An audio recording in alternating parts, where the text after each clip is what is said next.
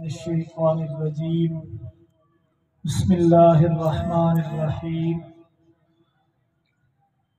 إن الذين قالوا ربنا الله ثم استقاموا تتنزل عليهم الملائكة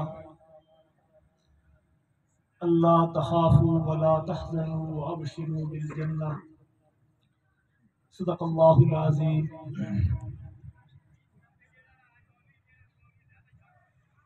سلام اس آقا پر بتلاکھوں جس نے توڑ دیے، سلام اس آقا پر بتلاکھوں جس نے توڑ دیے، انسانوں کو دیا پیغام سکون طوفانوں کے رخ موڑ دیے۔ اس ہادی عالم نے آ کر کیا کیا نہ دیا انسانوں کو، اس ہادی عالم نے آ کر کیا کیا نہ دیا انسانوں کو، دستور دیا منشور دیا کچھ راہیں دی کچھ موڑ دیے۔ صحابہ کی عظمت سینوں میں ہے ہمارے، صحابہ کی عظمت سینوں میں ہے ہمارے، آسان نہیں ہے مٹانا نام و نشاں ہمارا۔ مغرب کی وادیوں میں جب گونجی اذاں ہماری، مغرب کی وادیوں میں جب گونجی اذاں ہماری، تھمتا نہ تھا پھر کسی سے سیلے رواں ہمارا۔ میرے انتہائی واجب الاحترام قابل صدر احترام دوستو بھائیوں،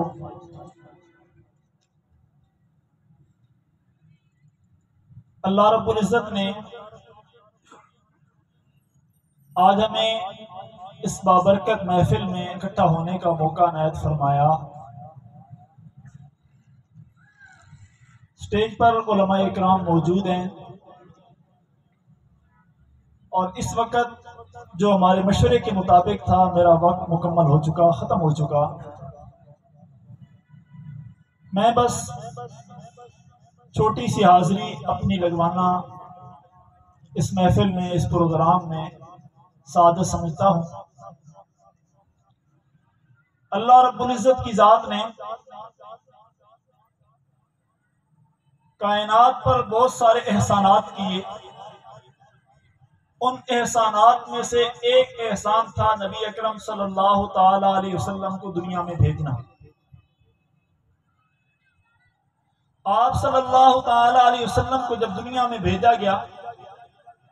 آپ کے ذمہ جو کام تھے آپ نے سارے کے سارے من عن پورے کیے اور 100% کامیاب دنیا سے تشریف لے گئے۔ جو کام آپ کے ذمہ تھے، قرآن کریم کی تلاوت کرنا، تعلیم حکمت دینا اور انسانوں کا تزکیہ کرنا، اللہ کے پیغمبر نے اس وقت موجود جو لوگ تھے ان لوگوں کو جب دعوت دی، ان میں سے چند لوگ مسلمان ہوئے، ایمان لائے۔ اللہ کے پیغمبر کی جنہوں نے زیارت کی ایمان کی حالت میں، اللہ کے پیغمبر نے ان کو دیکھا، ان کے ایمان کی حالت میں جب ان کو کوئی مسئلہ پیش آیا وہ اللہ کے پیغمبر کے قدموں میں آئے، جب ان کو کوئی بات پیش آئی وہ اللہ کے پیغمبر کے قدموں میں آئے۔ آپ صلی اللہ تعالی علیہ وسلم نے ان کو تعلیم دی، ان کی تربیت کی، ان کے نفس کو پاک کیا، ان کے دلوں کو پاک کیا، اس میں قرآن کو ڈالا، ایمان کو ڈالا، سچائی کو ڈالا، حق کو ڈالا، صداقت کو ڈالا، نفرتوں کو نکالا، قدورتوں کو نکالا، یہاں تک کہ کامل مسلمان بنا کے معاشرے کے سامنے پیش کیا۔ جب قرآن نے اس جماعت کو دیکھا، جب قرآن نے اس طبقے کو دیکھا، جب قرآن نے اس معاشرے کو دیکھا، قرآن کہنے پر آیا اور قرآن نے کہا فَإِنْ آمَنُوا بِمِثْلِ مَا آمَنْتُمْ بِهِ فَقَدِ اهْتَدَوْا۔ محمد مصطفیٰ صلی اللہ تعالی علیہ وسلم نے جو جماعت تیار کی، جو گروہ تیار کیا، جو فوج تیار کی، جو لشکر تیار کیا، وہ اللہ کو اتنا پسند آیا، وہ اللہ رب العزت کو اتنا محبوب ہوا، وہ اللہ کو اتنا پیارا لگا کہ رب تعالیٰ نے اس لشکر کو، اس گروہ کو،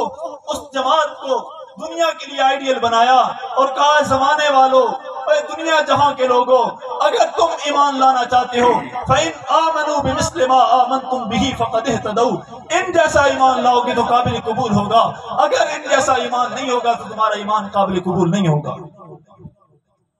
اللہ کے پیغمبر جب تشریف لائے، آپ کی ذمہ ایک ڈیوٹی تھی،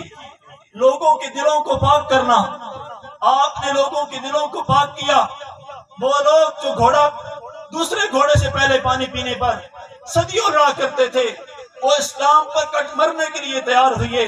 اور پھر ایسے ویسے نہیں تیار ہوئے، ایسے تیار ہوئے کہ سمیہ دو ٹکڑے ہو گئی، دین کو نہیں چھوڑا، زنیرہ کی آنکھیں نکال دی گئیں، دین کو نہیں چھوڑا، فقیہ کی پسلیاں توڑ دی گئیں، دین کو نہیں چھوڑا،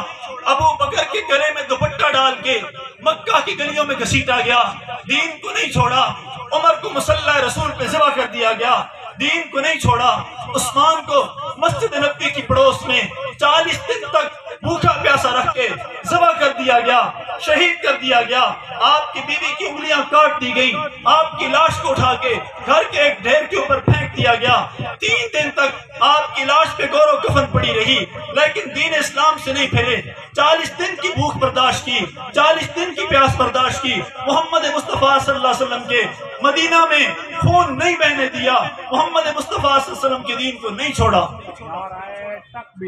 اللہ اکبر، نعرہ تکبیر، اللہ اکبر، تاجدار ختم نبوت، زندہ باد، نعرہ تکبیر۔ اللہ ایک ایسی جماعت کو تیار کیا جو کوفہ کی جامع مسجد میں اسی جماعت کا ایک شخص سیدنا علی مرتضیٰ کٹ گیا، دین مصطفیٰ کو نہیں چھوڑا،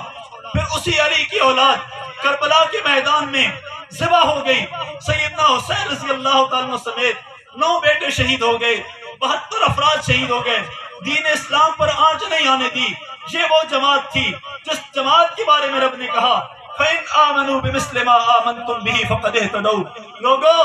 آج فتنے کا دور ہے، اس فتنے کے دور میں اس جماعت کو سب سے پہلے نشانہ بنایا جا رہا ہے۔ اس فتنے کے دور میں کفر یہ سمجھتا ہے کہ یہ وہ لوگ ہیں جو محمد مصطفیٰ سے دین لے کے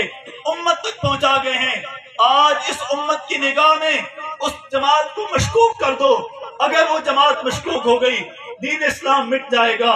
میں نے، آپ نے